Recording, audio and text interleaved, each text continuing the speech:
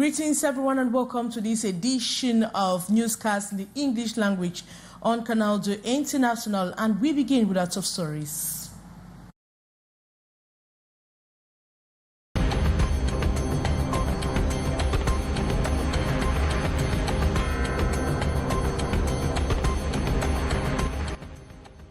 The Southwest Motor Park in Douala is gripped by silence and fear after a horrific road crash in a corner. 18 lives were lost when a trailer collided with a 19-seater bus. Now drivers and passengers hesitate, dreading the roads ahead. We'll tell you more in this edition of a newscast. And we equally talk about business strategy. Experts and entrepreneurs converge to identify 10 most poverty reduction and sustainable impact. Those are major stories. Details right ahead.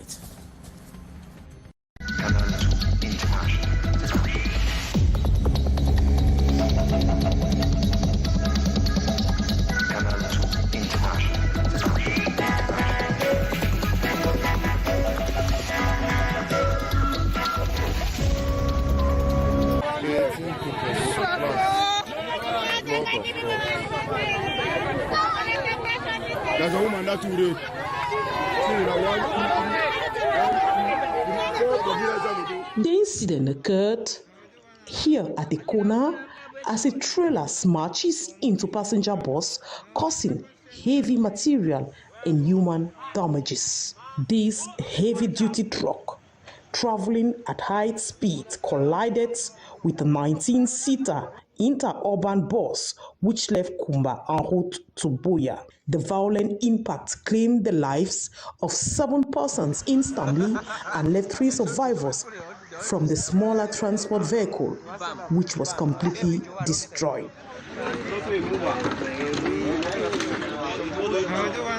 A 7-year-old child whose mother is amongst the deceased survived the horrific crash. Now them carry we run Ucampo here, we can discover say Camion he lost control. It takes some bus way, he come out for Kumba, and that bus they carry 10 passengers. So out of that 10 passengers, 7 they die, and 2 they be seriously wounded, and then 1 small kid is safe. With that small kid they about 7 years, 10 years old. So they don't carry the pikin, and the other 2 put them for hospital. You can see here the motor is there. Camion driver and motor boy will not even see them. They don't go. We will not even see them and see them with our eyes. They don't go now go. The injured were rushed at the Buea Regional Hospital, where they are receiving medical attention. While several families are mourning in pain, the heavy-duty truck driver and assistants reportedly fled the scene to avoid being lynched by the population. And in the southwest, we talk about the southwest region of Cameroon, but we focus on the corner park here in Douala, where it is gripped by silence and fear a day after the horrific accident that left many dead. Many lives were lost when the trailer collided with a 19-seater bus. Now drivers and passengers hesitate, dreading the road ahead. As we hear this story with our reporter Saleh Sharifa. The usual bustle at the Southwest Motor Park Douala has quieted just 24 hours earlier. A 19-seater bus that left this very park never reached its destination. I was very, very sad.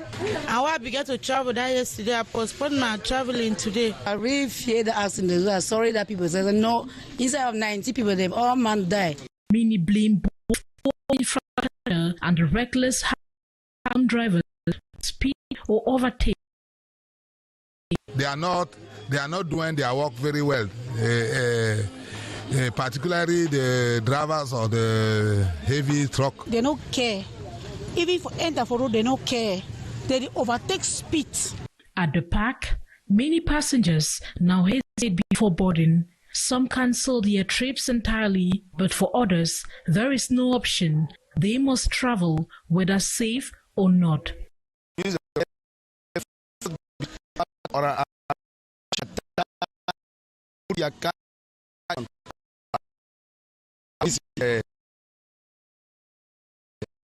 God don't bring me to do and then God will just take with safety. Reach Okumba.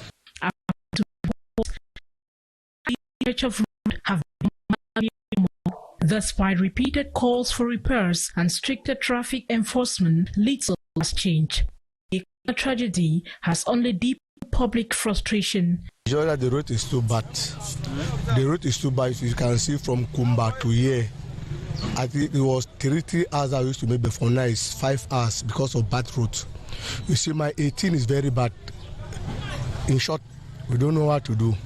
From my 18, we come to my 16 to Mutengene, the route is so bad. In such a way that if you don't know the route, you can damage your car.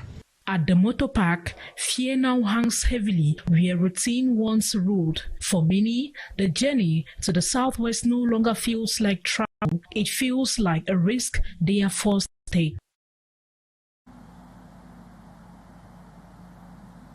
And in Douala, Cameroon's economic hub, mobile kiosk operators are increasingly becoming targets of violent crimes, including armed robberies, and also the lack of adequate security measures has left these operators vulnerable, with many reporting constant a state of fear, as is here in the following story. Working in a mobile money kiosk has become a perilous occupation for many in Cameroon. Operators frequently face threats from criminals seeking to exploit the cash-based nature of their businesses. I'm afraid to be attacked when I'm returning home. Some customers also give us fake banknotes. Others will give you incomplete money. To mitigate these risks, mobile kiosk operators have adopted various self-devised security strategies. Some choose to operate in pairs, others limit their working hours to daylight, and many avoid keeping large sums of money on site. Despite these precautions, the threat remains ever present. We avoid to expose money on the road. We hide when counting our money. Between 6 and later 6:30 p.m., we must have closed our shops. You must take time to monitor the customer that is in front of you, because they have gestures. When he comes, sometimes he has ill intentions. He will inspect and later attack you. I make sure I don't return home with money, and even if I'm working on the street, I should not hold a significant amount of money because I'm well known in the neighborhood. We also work with plainclothes policemen who protect us sometimes. And the recent incident on April 9 in Douala underscores the severity of the situation. A kiosk operator was fatally stabbed by assailants who then fled with the day's earnings. These attacks have prompted calls for increased security measures. Mobile kiosk operators are urging authorities to provide better protection, including regular police patrols and community awareness programs to safeguard their lives and livelihoods. The surge in attacks on mobile money kiosk operators highlights a pressing need for enhanced security protocols. Without immediate action, these essential service providers will continue to operate under the shadow of fear, jeopardizing their financial inclusion efforts they support. An elections Cameroon Elecam has updated its online portal to ease access to updated electoral data. Meeting with the press this Thursday, the Director General Eric Suse highlighted that a complete electoral data will be made available only after convening of the electorate for the presidential elections. More on the story with our reporter Ate Bonaventure. The updated web portal of Elections Cameroon comes to clear doubts and worries raised by users after a temporary suspension for cleanup. The site is responsive through mobile phones and computers. Any elector can check his or her registration on electoral registers and submit comments if necessary. The Elecam official verification only be done in the register of voters that was cleaned up and published. All the voter registration underway since the launching of the revision exercise of 2nd January 2024 will be available upon completion of cleanup operations that should start immediately after the electors and the electors are convened for election of the President of the Republic. The portal is more secure with security checks and contains statistics of registered voters as well as current electoral news. To gain access to the information requested, you must first click on a security interface captcha and then confirm your registration. An online update of information about these electors will be done after the processing of the voters' register, which involves expunging any irregularities, notably multiple registration, requests for change of residence, and correcting individual information. The electoral indicates that there are 7,845,222 voters in the electoral register. And our publication to serve as a wake-up call before and after the presidential elections in Cameroon has been launched yesterday, July 9, the nation's political capital, Yaoundé, titled 25 Question Answers on the 2025 presidential elections. The author, Judge Alain Boyomo, uses the write-up to prevent potential pitfalls linked to misinformation, fake news, and manipulation during this period. More with our reporter, Beatrice Ngamu. The 182-page book, titled 25 Questions and Answers on the Presidential Election, is in two parts, English and French. Coming during this electoral period when information takes on an even more important value, especially in this era of social media and artificial intelligence, the author enticed, charmed, and captured the readers with the title. The seasoned political journalist then delved into content, preventing potential pitfalls to misinformation, fake news, or manipulation, especially now. This publication is part of the prevention efforts needed. All partners of the coming election, and I hope that everyone will read it so that we will have peace during the coming election. The editor-in-chief of the daily newspaper, Mutation, Georges Alain Boyomo, explored facts from Cameroon's political landscape to enrich the content. Ce livre est un phare qui va éclairer. This book is a beacon that will shed new light on our upcoming presidential election, which has already begun. An election is not just about the day of election. It is before, during, and after. Before, for example, if you don't register on the electoral list, you know that registration stops automatically when the electorate is convened. If you don't register, you won't vote, you won't choose, you won't influence the future of Cameroon. Influencer le devenir du Cameroun. The book by Publishing House was launched July 9 in Yaoundé, attended by cream of media officials alongside the Director General of Elections at ELECAM, Eric Esuse. Business strategy experts and entrepreneurs converged to identify 10 most promising sectors for the coming decade, urging businesses to begin profitably with poverty reduction and sustainable impact. This took place in Douala, where entrepreneurs are left with a satisfactory, as a reporter, Sally Sherifa, so small. Anticipating the future is a necessity. This was the core message delivered at a business strategy conference held in Douala, July 10, 2025. The events brought together business strategy experts and entrepreneurs to spotlight 10 key sectors predicted to be the most profitable over the next 10 years. We discussed about health nutrition solution, people who can develop application like ER in the health domain.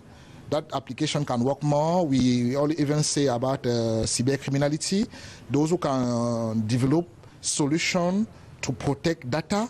Entrepreneurs attending the events were urged not just to invest, but to think strategically about how their ventures could drive impact alongside income. Already project myself in the future where I think we'll put ourselves together and create a mutual center where everyone can come, because health is still a challenge and a luxe for African people.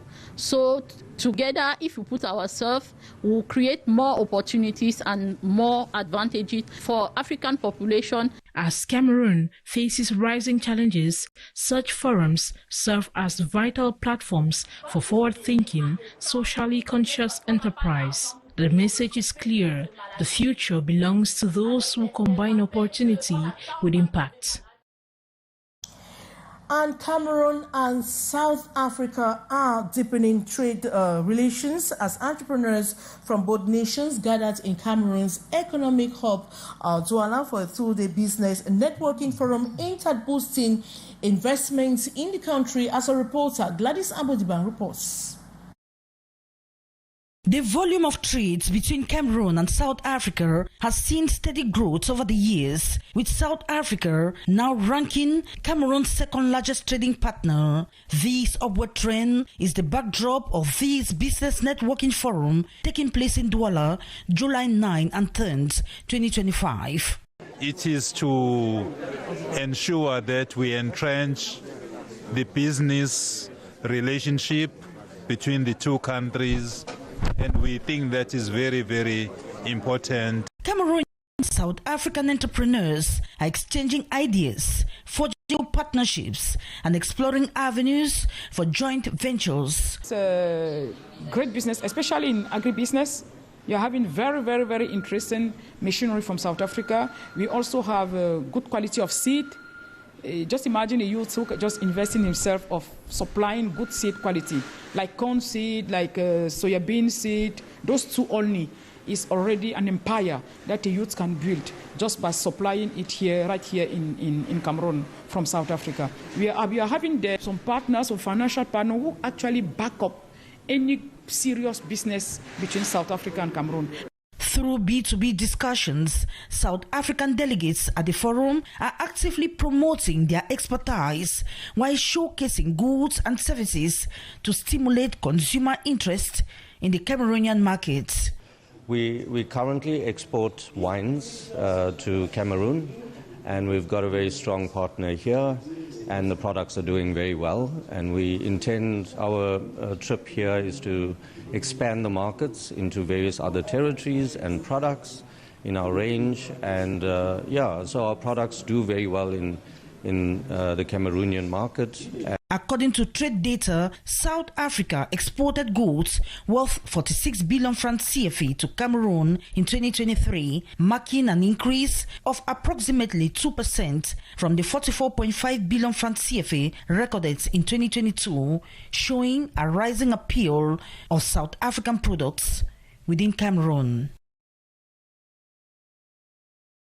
And the gradual return of calm and peace in Bali subdivision in the northwest region of Cameroon is expected to be consolidated with the inauguration of a new military base belonging to the Rapid Intervention Battalion. The number 222 unit was officially opened yesterday, Tuesday, in a ceremony which also saw the public repentance of 4 separatist fighters who called on parents to send their children to school as from September, begging for forgiveness. More on the story with our reporter, Saleh Sherifa.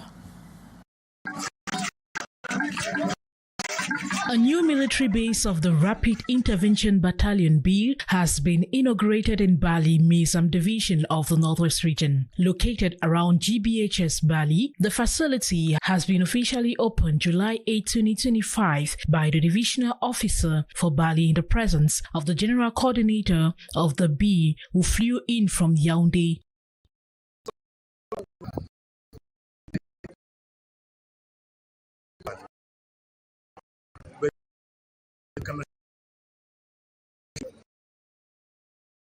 We are here to stay, to live with the population, to work hand to hand with the population, and this base is like the wedding ring between the population and the bee. On behalf of the population, the mayor welcomed the new structure and saluted the work already done by the commander, popularly known as Lieutenant Zabra, and his troops even before the construction of the center. We are filled with joy. The entire population is filled with joy that the bee has come to stay. Why are they filled with joy? Because you will bear witness with us that they have done quite much to bring about normalcy. The normalcy we are experiencing at this moment. Who should go back 100%? Those are brothers as they are African. Those who are running away because of. As a symbolic gesture, the military donated a consignment of food items to a local orphanage. The strategic location of the B camp and the surrendering of 5 separatist fighters at the ceremonial ground are indicators for the full resumption of school and other administrative and socio-cultural activities. It is also expected to curb the activities of the armed gangs, most of whom are specialized in hostage takings along the Trans-African Highway that links Bamenda to Nigeria. And we've come to the end of this edition of the Primetime Newscast in the English language. But before we go, let's take this advertorial from Orange Cameroon. Orange Cameroon is once again in the spotlight, empowering young innovators. The 15th edition of the Orange Venture Prize has rewarded 4 promising startups with digital projects that aim to solve real societal problems. Je suis assez ravi, un peu surpris parce que la pression est montée tellement vite. Alors, je tenais déjà à remercier le leader des TI pour cette initiative incroyable. Nous avons conçu une IA qui est fortement scalable. Donc, on veut s'attaquer non seulement au marché africain et même celui du Moyen-Orient. Dans les régions septentrionales du Cameroun, on utilise les canaries, les jarres en terre cuite pour rafraîchir de l'eau. C'est cette technologie-là, en fait, cette tradition qu'on a modernisée. On a mis des panneaux solaires, des numériques en plus, pour pouvoir trouver une solution qui est adaptée.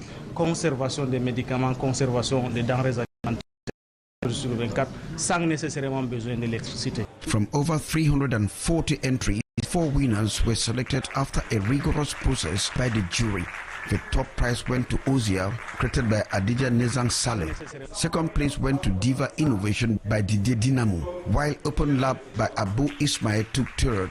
A special female prize went to Sipo, led by Jomge Nimacha Dalan Joel. Past winners returned to share how their lives have changed thanks to the Social Venture Prize. The Orange Social Venture Prize, again, is an initiative from Orange to stimulate the digital ecosystem. So it's about finding good projects, promoting those projects, supporting those projects. So we are going to give, different kind of support to the project that have been awarded today. It will be financial support, it will be coaching, it will be also giving them an international and national exposure. The ceremony featured media icon Siri Bojiko, who urged the youths to embrace endurance and resilience in entrepreneurship. With mentorship at the Orange Digital Center for 6 months and a shot at the International Prize, these young entrepreneurs are on their way to becoming Africa's next big innovators. Thank you so much, Kejang Henry. And that report or that advertorial brings us to the end of this edition of the Primetime Newscast in the English language on Canal International. Thank you so much for watching. We take another rendezvous tomorrow, Friday. Good night.